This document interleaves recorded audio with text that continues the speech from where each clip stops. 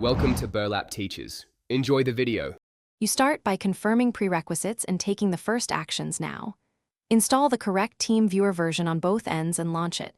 This creates your partner ID.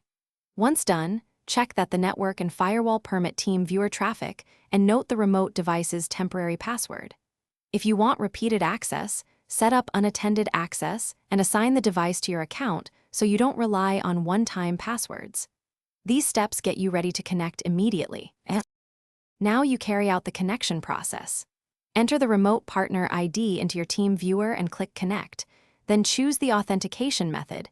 Use the current password for one-time access or easy access through your Teamviewer account for seamless logins.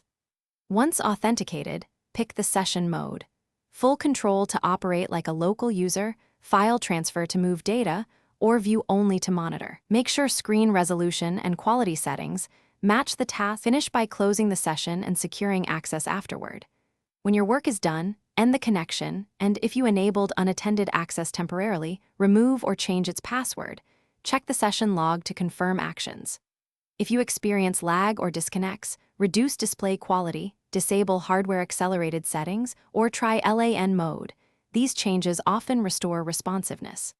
If authentication fails, confirm both partner ID, sync system clocks. Update Teamviewer on both machines, and reset the remote password if